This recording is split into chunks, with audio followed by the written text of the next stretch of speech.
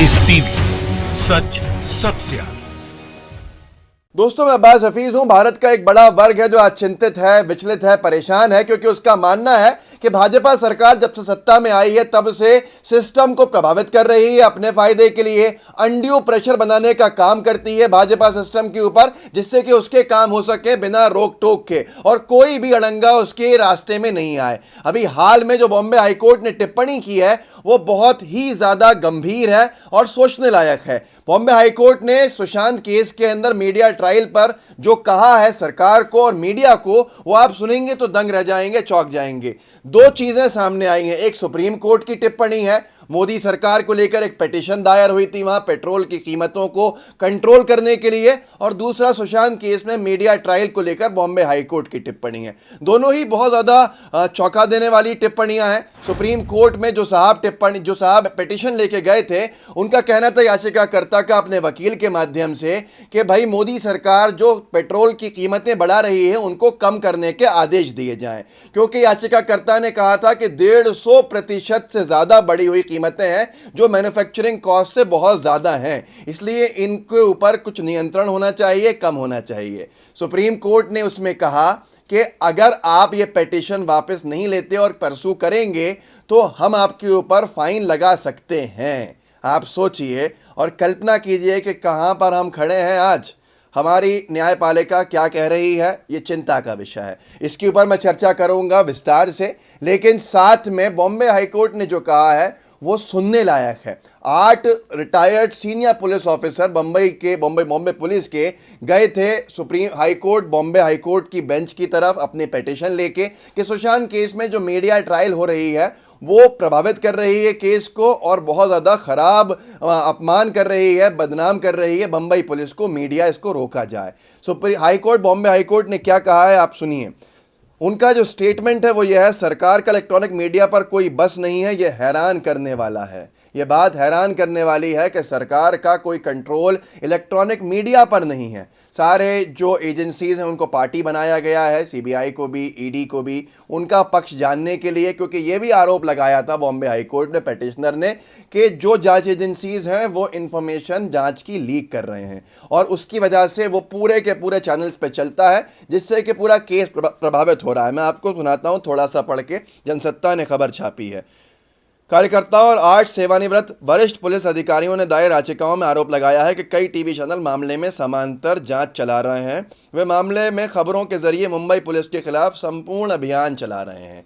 इसके ऊपर बॉम्बे हाईकोर्ट ने कहा गुरुवार को कि उसे ये जानकर हैरानी है कि इलेक्ट्रॉनिक मीडिया पर सरकार का कोई नियंत्रण नहीं है। हाईकोर्ट ने यह भी पूछा कि सरकार की तरफ से टीवी न्यूज़ चैनलों पर नियंत्रण क्यों नहीं होना चाहिए। यह केंद्रीय सरकार मोदी सरकार से सवाल है बॉम्बे हाईकोर्ट का। अब यहाँ पर आगे और भी बातें हैं कि ये सारी टिप्पणियों के बाद इन याचिकाओं में अभिनेता सुशांत सिंह राजपूत की मौत के मामले से जुड़ी विभिन्न राहत के साथ मामले में कवरेज में प्रेस को संयम बरतने के लिए निर्देश की भी मांग की गई है। मैं आपको बताता हूं, इससे पहले भी बॉम्बे हाईकोर्ट ने डायरेक्शन दिया था मीडिया को कि आप थोड़ा सा कंट्रोल में रहकर अपना कवरेज करें, संयम बरतें, लेकिन अभी भी कोई असर दिख नहीं रहा है। आप देख सकते हैं मीडिया को किसी का डर नहीं है, ये सब आपके सामने है। लेकिन उससे बड़ा दोस्तों चिंता का विषय यह है कि इससे पहले भी मीडिया को फटकार लग चुकी है हाईकोर्ट से। कई देश के हाईकोर्ट ने लगाया, तबलीगी जमात के केस के अंदर फटकार लगी थी कि आपने कैसे फर्जी खबरें चला दी, आपका क्या अधिकार होता था, आपने क्यों ये किया, आप जिम्मेदारी आपने अपनी नहीं निभाई। उसके बावजूद भी गोदी मीडिया सुधरने का नाम नहीं ले रही है। रात दिन अदालतें फटकार लगा रही हैं पर कोई चैन नहीं है। पर सुप्रीम कोर्ट की जो खबर है वो बड़ी विचलित करती है साथियों, क्योंकि वो ही चिंता में डाल रही है हमारे सिविल सोसाइटी के एक्टिविस्ट लोगों को, जो चिंता में है कि वो कहाँ जाएं। आप सोचिए, याचिकाकर्ता गया था पेट्रोल डीजल की दाम कम कराने के लिए कि भाई मोदी सरकार कुछ नहीं सुन रही है, लिहाजा हम ये याचिका लेकर आए हैं। जो सुप्रीम कोर्ट है वो आदेश दे, सरकार को निर्देश दे, वो केस कम करें, वो इसके अंदर सेस कम करें। जब ये टैक्स कम होगा तो जनता को राहत मिलेगी, क्योंकि अंतर्राष्ट्रीय स्तर के ऊपर जो कच्चे तेल के दाम हैं वो बहुत कम हो गए हैं, बहुत गिर गए हैं, पर उसका फ़ायदा भारत के नागरिकों को मोदी सरकार नहीं दे रही है। मैं आपको हेडलाइन पढ़ के सुनाता हूँ आज तक का, जो हैरान कर देने वाला है। पेट्रोल डीजल की बढ़ती कीमतों पर सुप्रीम कोर्ट में याचिका, जज ने कहा आप वापस लेंगे या जुर्माना लगाएं। कहाँ जाएंगे फिर? याचिकाकर्ता कहां जाए, सरकार तो सुनेगी नहीं पेट्रोल डीजल के दाम कम करने का। आप देख ही रहे हैं कि मोदी सरकार जम के लूटने का काम कर रही है जनता को। जब उनको बहुत सस्ते में पेट्रोल डीजल का क्रूड ऑयल कच्चा तेल मिल रहा है तो उसके बावजूद भी बहुत ज़्यादा कीमत में बेचा जा रहा है जिससे वसूली हो सके आम नागरिकों की जेब से। आम नागरिकों की जेब को लूट कर मोदी सरकार अपना जो नुकसान है उसकी भरपाई कर रही है, क्योंकि कहीं दूसरा तो कोई अच्छा काम कर नहीं रहा है जिससे कि पैसा आए। अब लोग मजबूर होकर जब सुप्रीम कोर्ट की तरफ गए हैं तो ये जवाब मिला है सुप्रीम कोर्ट से, जिसके बाद परेशान होकर उस खुद वकील ने ये पिटीशन वापस ले लिया। जज साहब ने वकील साहब से कहा कि वकील साहब क्या आप इस केस को परसू करेंगे, और अगर करेंगे तो हो सकता है कि हम आपके ऊपर हैवी फाइन लगाएं।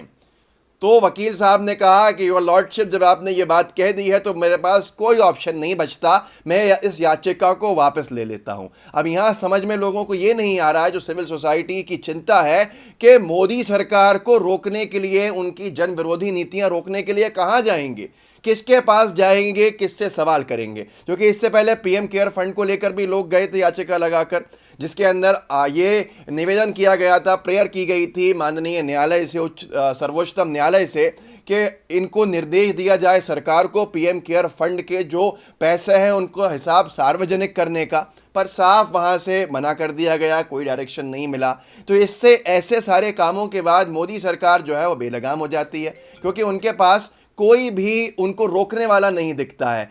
तो इसीलिए सिविल सोसाइटी की चिंता है। मैं कोर्ट्स पे कोई टिप्पणी नहीं करना चाहता, क्योंकि अदालत आप जानते हैं कितनी तेज़ी के अंदर अवमानना का केस लगाती है, कब किसको अंदर कर दे, भाई वो सबसे सुपीरियर बॉडी है। लेकिन फिर भी इशारों के अंदर जो बातचीत हो रही है आज लोगों के बीच में, वो बहुत सारे सवाल खड़े करती है। दोस्तों, मोदी सरकार की जनविरोधी नीतियों को कौन रोकेगा? क्या चुनाव का इंतजार जनता कर रही है?